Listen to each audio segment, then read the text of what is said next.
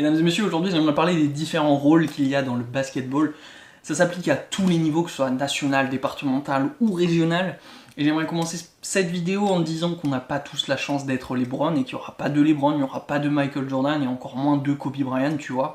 Chacun est unique et à titre individuel, tu as tes défauts et tu as tes qualités sur le terrain et tu peux pas tricher avec ça. Ça c'est la première chose que je voulais mettre au point avec toi. La deuxième chose que je voulais mettre au point, et ben ça va se traduire par une histoire. J'aimerais te raconter une histoire perso que j'ai vécue. Il y a environ 2 ans, j'ai dû changer de ville parce que j'ai changé de secteur pour étudier tout simplement. Et donc je savais pas trop où je mettais les pieds et je me suis dit que la pré-région serait un niveau assez correct pour moi et donc j'ai voulu tenter là-dedans. Et je savais pas trop où je débarquais, je savais pas trop où je mettais les pieds. Et le gars que j'avais eu au téléphone m'a dit d'aller faire un test en entraînement.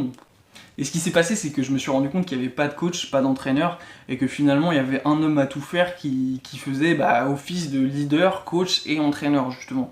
Donc c'était assez problématique dans l'équipe. L'équipe avait perdu déjà ses 3 premiers matchs, je suis arrivé en cours de saison, et au 4e match, il y a une histoire incroyable qui s'est passée.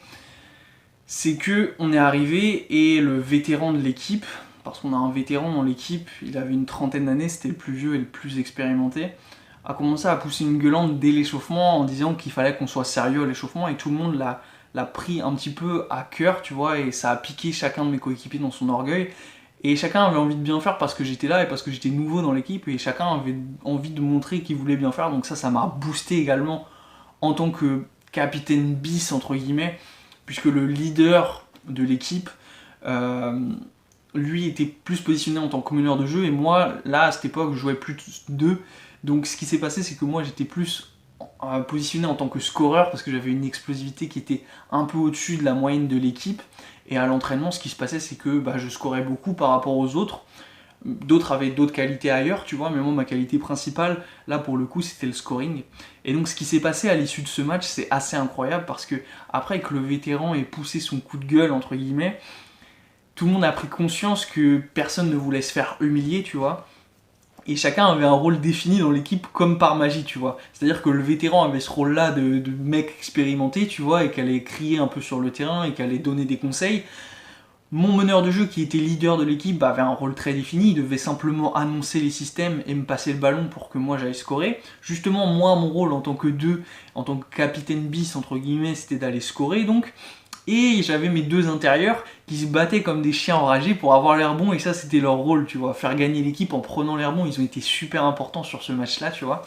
Et il y avait aussi également 3 de mes autres camarades, 3 de mes autres coéquipiers qui venaient en tant que remplaçants, un 6e homme très important, et 2 autres qui allaient remplacer les intérieurs, donc on n'était pas beaucoup sur les lignes extérieures, simplement il y avait des remplaçants pour le rebond, et ils étaient tous enragés à la même sauce, tu vois, au même point.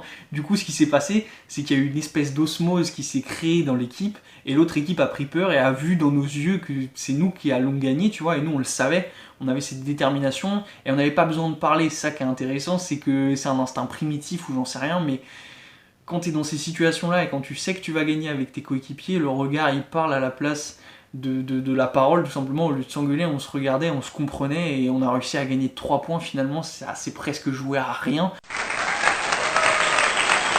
parce que l'autre équipe était quand même supérieure en termes d'effectifs et elle nous a un peu sous-estimé puisqu'elle a vu que cette équipe elle s'était pris plus de 20 points les 3 premiers matchs, donc il faut jamais sous-estimer une équipe.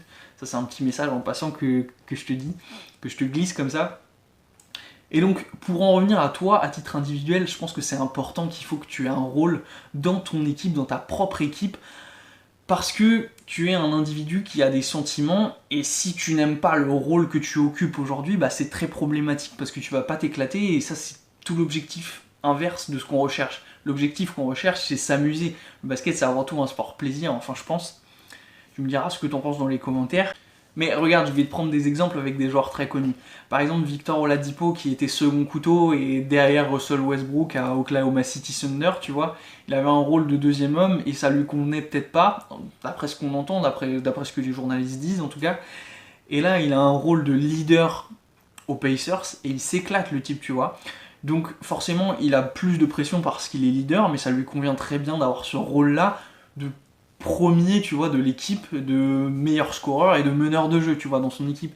Il y avait aussi Scottie Pippen qui au début n'acceptait absolument pas d'être le second couteau de Michael Jordan, tu vois. Et avec le temps et avec les bagues que ça lui a rapporté, bah finalement il a accepté d'être deuxième homme entre guillemets.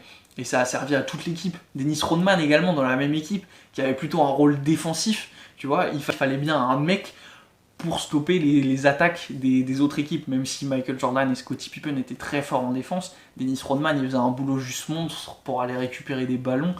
Je t'invite à aller regarder des vidéos YouTube si t'en as pas encore vu sur Dennis Rodman, mais c'est juste exceptionnel. Donc peut-être qu'aujourd'hui tu as envie de jouer numéro 5, enfin option numéro 5 dans ton équipe, et c'est très bien comme ça. Chaque rôle est super important et il n'y a pas un rôle à rabaisser par rapport à un autre.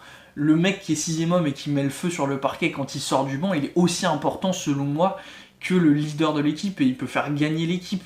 Et donc il faut qu'il s'attire tout le mérite. En revanche, le leader, quand il perd, il a peut-être un petit peu plus de pression sur ses épaules. Il faut que tu discutes avec tes coéquipiers, il faut que tu discutes avec ton coach pour savoir le rôle que tu veux avoir dans ton équipe. C'est aussi simple que ça.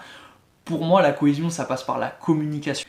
Et lorsque tu vas apprendre à connaître tes coéquipiers un peu mieux sur le terrain et aux entraînements, et justement avec cette expérience des matchs que tu vas accumuler auprès d'eux, et bah finalement tu sauras te positionner et en communiquant, bah, tu sauras dire que toi tu préfères faire ça ou bien ça.